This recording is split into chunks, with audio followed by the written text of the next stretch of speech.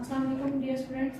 आज आप अटेंड कर रहे हैं लेक्चर फिजिक्स क्लास 10 में और आपका चैप्टर है चैप्टर 14। इसमें से आपने टॉपिक जो रीड आउट करना है वो आता है इलेक्ट्रिकल या इलेक्ट्रिक पावर।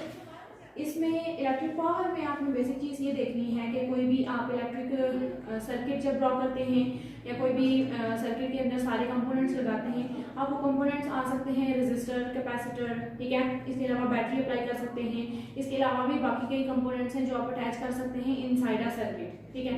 आप जो सर्किट आपने ड्रॉ कर लिया है या कनेक्ट कर लिया है, तो सर्किट के अंदर मस्ट भी अगर कोई एक फॉर एग्जांपल आप कहते हैं कि आपने कोई मोटर अटैच की है, ठीक है। अब उस मोटर का फंक्शन क्या है कि जो इनपुट आप दे रहे हैं, आप उसको मतलब कि जो वोल्टेज सप्लाई दे रहे हैं आप, वो मोटर उसके ऊपर काम करके आपको आउटपुट देगी। अब आउटपुट जो देगी वो इलेक्ट्रिसिटी या करंट की फॉर्म में आता है, ठीक है।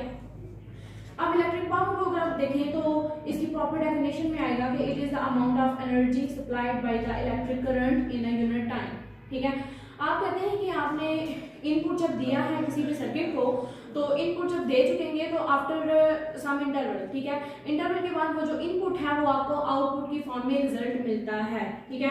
तो जो आप एनर्जी प्रोवाइड कर रहे हैं किसी भी सर्किट को या किसी भी मोटर को या किसी भी डिवाइस को, ठीक है, तो जो एनर्जी या वोल्टेज आप प्रोवाइड कर रहे हैं वो इनपुट की फॉर्म में आता है और इसके रिजल्ट में जो आपके पास आगे इलेक्ट्रिक करंट प्रोड्यूस होता है या जनरेट होता है वो आपके पास आउटपुट की फॉर्म में आएगा, ठीक है। तो अब इलेक्ट्रिक करंट जब पास आउट होता है एक पॉइंट से दूसरे पॉइंट में, बेशक आप वायर ले रहे हैं या इसके अलावा अगर आप कोई भी दूसरा सर्किट या कंपोनेंट ले लें, ठीक है, उसमें से आप कहते हैं कि जो इलेक्ट्रिक करंट है वो मूव आउट हो रहा है या पैसेज उसका हो रहा है। तो जब वो इलेक्ट्रिक करंट मूव हो रहा है तो उसमें से जो एनर्जी है वो भी आप कह सकते हैं कि वो मूव आउट हो रही है, एक पॉइंट से दूसरे पॉइंट तक ट्रांसफर हो रही है, ठीक है। अब इलेक्ट्रिक करंट के मूव होने की वजह से जो एनर्जी पास आउट होती है through one point two another point in definite time interval, ठीक है, तो जो एनर्जी पास आउट होगी उस एनर्जी को जब आप कैलकुलेट करते हैं, ठीक है, टाइम के अकॉर्डिंगली, तो ये आपके पास आता है इलेक्ट्रिकल पावर कि कितनी एनर्जी एक पॉइंट से दूसरे पॉइंट तक ट्रांसफर हुई है विद इन यूनिट टाइम, ठीक है। तो ये इलेक्ट्रिक पावर आता है। अब इलेक्ट्रिक पावर है, पावर की बेसिक डेफिनेशन आपने पढ़ी हुई है कि वर्क पर यूनिट टाइम है या फिर एनर्जी पर यूनिट टाइम, ठीक है। आपके पास जो बेसिक यहाँ पर इक्वेशन आ गई है वो आती है P = W/T, ठीक है। तो this is equation number 1, P = W/T। आप यहाँ पर जो W है वर्क अपेयर हो रहा है, ठीक है। तो आप ये पहले भी बात कर चुके हैं कि आप इंसान के अंदर या किसी भी कंपोनेंट के अंदर जो एनर्जी होती है वो उसके वर्क की फॉर्म में अपेयर होती है, ठीक है। अब देखिए जैसे ह्यूमन बीइंग है वो खाना खाता है तो वो आगे काम परफॉर्म करता है, ठीक है।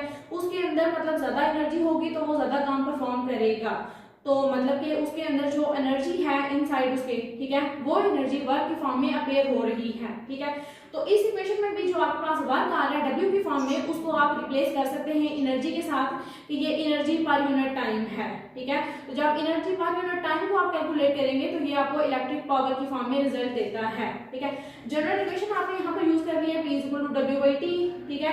अब आपने ये पढ़ा हुआ है कि जब किसी भी सर्किट में या किसी भी पॉइंट में, ठीक है, आपने चार्ज को मूव करवाना है from one point two another point. अब वो पॉइंट पॉजिटिव से नेगेटिव अगर आप लेते हैं, ठीक है, पॉजिटिव हाई पोटेंशियल से लो पोटेंशियल की तरफ आपने किसी चार्ज को या इलेक्ट्रॉन को मूव करवाना है तो वहां पर जो वर्क परफॉर्म होगा, ठीक है।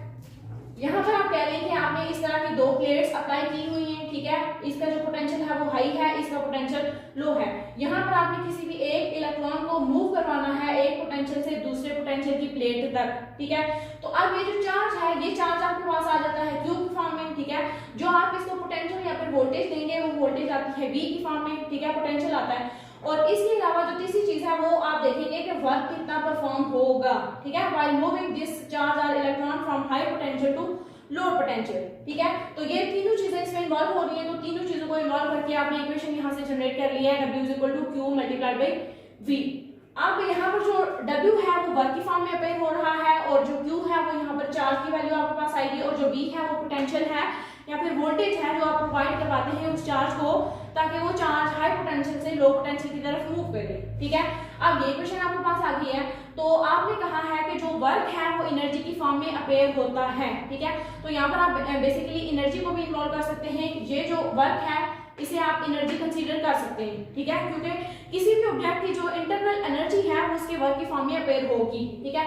तो अब यहाँ पर वर्क को अगर आप रिप्लेस करते हैं Q मल्टीप्लाइड बाई V के साथ, तो ये इक्वेशन बन जाती है, इसकी जगह पर आ जाएगा Q मल्टीप्लाइड बाई V, और जो T है वो एज इट इज इसके साथ डिवाइड हो जाएगा, डिनोमिनेटर में आ जाएगा, ठीक है। अब ये इक्वेशन आपके पास आ गई है एक जनरेटेड फॉर्म में कि P is equal to Q multiplied by V divided by T, denominator में इसका टाइम इंटरवल आ गया, ठीक है। अब यहाँ पर अगर आप V डिवाइडेड बाई T को सेपरेट आउट करते हैं और जो चार्ज की वैल्यू है उसको सेपरेट आउट करते हैं, ठीक है, तो ये इक्वेशन आ जाती है। अब इस इक्वेशन में आपने करंट की एक इक्वेशन पढ़ी हुई है कि करंट की वैल्यू आपके पास क्या आएगी, चार्ज पर यूनिट टाइम, ठीक है। मतलब कि आप फॉर एग्जांपल ये एक प्लेट ले रही और ये दूसरी प्लेट, ठीक है, दोनों प्लेट्स के दरमियान में आपने देखना है कि अगर एक चार्ज है, एक चार्ज यहाँ से यहाँ पर गया है, दो चार्जेस यहाँ से यहाँ पर गए हैं, या तीन चार्जेस यहाँ से यहाँ पर गए हैं, ठीक है, तो ये चार्जेस की वैल्यू आपके पास Q की फॉर्म में आएगी, और आपने देखना है कि इन्होंने यहाँ से यहाँ तक कितने टाइम इंटरवल के अंदर मूव किया है, ठीक है। नंबर ऑफ चार्जेस आपके पास आ जाते हैं Q की फॉर्म में, और टाइम इंटरवल जो आप ले रहे हो वो आपके पास आ जाएगा T की फॉर्म में, ठीक है। तो जब आप नंबर ऑफ चार्जेस को डिवाइड करते हैं टाइम के साथ, तो ये आपको करंट की वैल्यू देता है, ठीक है। यहाँ से आप Q की वैल्यू को जनरेट कर सकते हैं, Q will be equal to I multiplied by T, ठीक है। ये जो Q है ये आपको किसकी वैल्यू देगा, I मल्टीप्लाइड बाई T की वैल्यू यहाँ पर आप रिप्लेस कर लेंगे, Q is equal to I multiplied by T, ठीक है। अब यहाँ पर जो T डिनोमिनेटर में है और जो T न्यूमिनेटर में है, ये दोनों कैंसिल आउट हो जाएंगे, और पीछे जो आपके पास वैल्यू रह जाती है वो सिर्फ आती है I मल्टीप्लाइड बाई V, ठीक है। और अब यहाँ पर जो आप फाइंड कर रहे थे वो पावर P की वैल्यू थी, ठीक है। तो जो एक फॉर्मूलेटेड इक्वेशन आपके पास आ जाती है पावर की, इलेक्ट्रिक पावर की, वो आपके पास आ जाती है P is equal to I multiplied by V, ठीक है। अब आपने पॉसिबली ये देखना है कि जो इलेक्ट्रिक पावर आपने फाइंड कर ली है बाय यूजिंग करंट या फिर चार्जेस या टाइम इंटरवल, ठीक है, इन सब चीजों को यूज करके आपने पावर की एक फॉर्मूलेटेड इक्वेशन निकाली है, ठीक है। आपने यहाँ से यूनिट जनरेट करवाना है कि पावर का जो पॉसिबल यूनिट है वो कैसे निकल सकता है और क्या आ सकता है, ठीक है। आपके पास जो इक्वेशन है वो बन जाती है P is equal to I multiplied by V। अब इसमें जो P है उसकी यूनिट P, पावर का यूनिट आप लेंगे वॉट की फॉर्म में, ठीक है, क्योंकि पावर का यूनिट वॉट ही होता है, ठीक है। पावर का यूनिट वॉट के फॉर्म में आ गया। अब यहाँ पर I करंट की वैल्यू आपको दे रहा है, तो करंट का यूनिट एम्पियर है, और जो वोल्टेज है ये इसका यूनिट आपके पास से वोल्ट आ जाएगा, या फिर पोटेंशियल का यूनिट आपके पास से वोल्ट आ जाएगा, ठीक है। तो एज इट इज आप इसको लिख लेंगे, तो 1 वॉट है, 1 what will be equal two ampere volt, ठीक है। मतलब कि जब आपके पास करंट 1 एम्पियर का फ्लो हो रहा है और आपके पास जो पोटेंशियल डिफरेंस है वो मेंटेन हो रहा है 1 वोल्ट का, तो जो पावर या इलेक्ट्रिक पावर आपके पास आती है वो पावर आपके पास से 1 वॉट आएगी, ठीक है। कि करंट है अगर 1 एम्पियर है और जो पोटेंशियल या फिर वोल्टेज है वो 1 वोल्ट है, तो आपके पास जो पावर है वो 1 वॉट की आएगी, ठीक है। अब ये जो जनरल इक्वेशन है ये आपके पास आ गई है P is equal to I V, ठीक है। अब इससे मजीद आपको ये देखना है कि इन सारे कंपोनेंट्स मतलब कि P I V R T, ठीक है, जो भी यहाँ पर फिगर्स यूज हो रहे हैं, ठीक है, इनको यूज करते हुए पॉसिबल कितने फार्मूलाज जनरेट किए जा सकते हैं इलेक्ट्रिक पावर के, ठीक है। जो फर्स्ट ऑफ ऑल जो आपके पास फार्मूला आया है, जनरेट हुआ है, वो आपके पास आता है P is equal to I multiplied by V। अगर आप सेकंड फार्मूला की बात करते हैं, इससे मजीद आप रिप्लेसमेंट करना चाहते हैं, तो इसमें आप कह सकते हैं कि P is equal to I V, ये आपके पास जनरल फार्मूला आ गया था, ठीक है। आप I को एज इट इज रहने दें, ठीक है, और जो V है V is equal to I R आप पुट कर लें, ठीक है। अब ये कहां से आया कि ओहम्स लॉ आपको बताता है कि V is equal to I R, ठीक है। जब आप इस वैल्यू को रिप्लेस करेंगे तो ये V की जगह पर I R लिख लेंगे, यहाँ से I और I मल्टीप्लाई होके I स्क्वायर बन जाएगा और R इसके साथ एज इट इज आ जाएगा, ठीक है। अब ये जो सेकंड फार्मूला है ये इसका पॉसिबल फार्मूला आ गया है दूसरा, ठीक है। फर्स्ट फार्मूला में देखें यहाँ पर करंट इन्वॉल्व हो रहा है और वोल्टेज इन्वॉल्व हो रहा है, ठीक है। सेकंड फार्मूला में करंट है और साथ में रेजिस्टेंस भी है, ठीक है, क्योंकि आप जब भी कोई सर्किट ड्रॉ करते हैं, सर्किट कंपोनेंट अटैच करते हैं, तो कंपोनेंट्स में आपने ये बताना है कि आपने रेजिस्टेंस अगर अप्लाई की है तो आपने उसका मैथमेटिकल प्रूफ क्या दिया है, ठीक है। अगर आपके पास कोई करंट की वैल्यू आ रही है तो करंट को आपने मैथमेटिकली क्या प्रूफ किया है, ठीक है। ये तो पॉसिबल फार्मूलाज इसके आगे। अगर आप थर्ड किसी मजीद रिप्लेसमेंट की बात करते हैं तो थर्ड के लिए आप ऐसे करेंगे P is equal to I square R as it is आ जाएगा। अगर आप यहाँ पर न्यूमिनेटर और डिनोमिनेटर में रेजिस्टेंस को इन्वॉल्व करें, ठीक है, मतलब कि R को आपने मल्टीप्लाई भी करना है और डिवाइड भी करना है, तो यहाँ पर क्या सिचुएशन है कि I square as it is आ आ जाएगा जे आर और ये आर दोनों आर मल्टीप्लाई होके आर स्क्वायर और जो डिनोमिनेटर में आर है वो एज इट इज आ जाएगा इसके साथ, ठीक है। अब नेक्स्ट जो आई स्क्वायर आर स्क्वायर है इसको आप ब्रैकेट्स के अंदर सेपरेटली लिख लें और ये जो स्क्वायर है ये एज अ होल इन दोनों का स्क्वायर आ जाएगा, ठीक है। और डिनोमिनेटर में आर रेजिस्टेंस की वैल्यू एज इट इज आ रही है।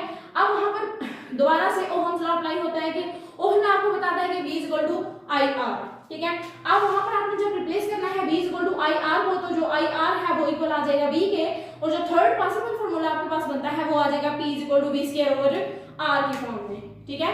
अब यहाँ पर तीन फार्मूलाज आपने जनरेट किए हैं, P equal to I V, ठीक है, दूसरा आ जाएगा P equal to I square R और तीसरा आ जाएगा P equal to V square over R। अगर आप न्यूमेरिकली इसको फाइंड करना चाहते हैं, किसी कोई ऐसा न्यूमेरिकल आता है जिसमें आपके पास करंट और वोल्टेज की वैल्यू गिवन है या पोटेंशियल की वैल्यू आप कह सकते हैं गिवन है, ठीक है, इन दोनों को यूज करते हुए आपको पावर फाइंड करनी है तो उसके लिए ये फार्मूला यूज होगा।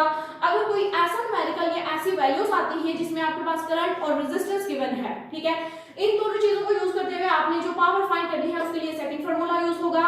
अगर आपके पास पोटेंशियल या फिर वोल्टेज है, ठीक है, इनमें से कोई भी चीज और उसके साथ रेजिस्टेंस गिवन है तो आपने पावर को थर्ड फार्मूला के थ्रू फाइंड आउट करना है, ठीक है, दैट्स इट।